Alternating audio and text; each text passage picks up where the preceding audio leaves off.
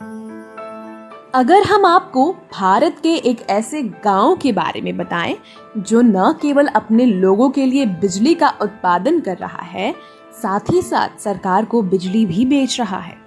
यह गांव भारत का एक आदर्श गांव बन गया है और पिछले 1 दशक से अपनी स्थिति कायम कर रखी है। आइए आपको आज इसी गांव के बारे में बताते हैं और यह भी बताते हैं कि कैसे यह गांव आगे बढ़ रहा है। यह गांव है तमिलनाडु के कोयम्बटूर जिले के मेट्टुपालयम तालुक में आने वाला गांव उड़ानथुराई। गांव की पंचायत की वजह से यहाँ पर पिछले 1 दशक से ज्यादा समय से बिजली का उत्पादन हो रहा है। साथ ही साथ पंचायत की तरफ से तमिलनाडु इलेक्ट्रिसिटी बोर्ड को भी बिजली बेच रहा है। उड़ानथुराई के पास अपनी खुद की एक विंड मिल है जो 350 किलोवाट की क्षमता से बिजली का उत्पादन करती है।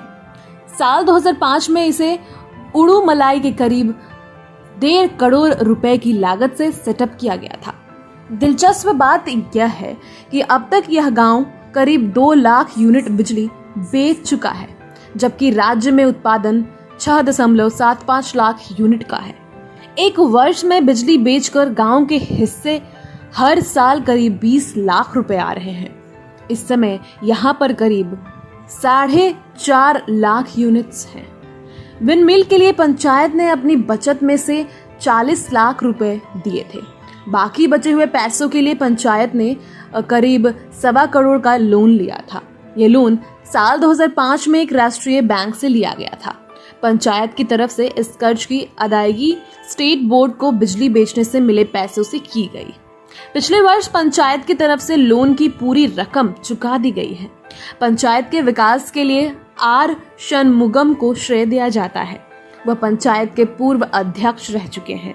उन्होंने बताया कि लोन पर कैपिटल और ब्याज के बाद इसकी रकम करीब 1 करोड़ 84 लाख रुपए पहुंच गई थी।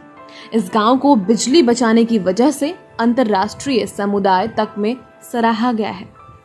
पंचायत ने सिर्फ बिजली उत्पादन का काम नहीं किया है।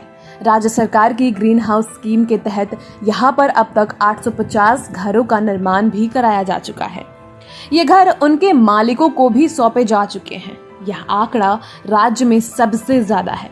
षणमुगम एक निर्दलीय उम्मीदवार थे, मगर वह बाद में AIEA-DMK से जुड़ गए थे। साल 1996 से 2006 तक हर बार गांव की जनता ने उन्हें चुना था। वह सिर्फ 10वीं पास है और इससे लोगों को कोई फर्क नहीं पड़ा।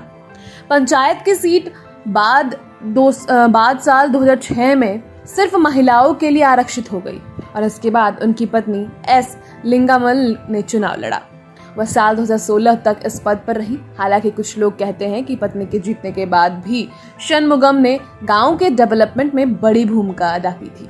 जनवरी 2020 में हुए पंचायत चुनाव में बस 53 वोटों के अंतर से वो हार गए। तमिलनाडु का यह वो गांव है जिसे देखने विदेशों से लोग आते हैं। इसके अलावा कॉलेज के प्रोफेसर और कई IAFF ऑफिसर्स भी गांव को देखने आते हैं।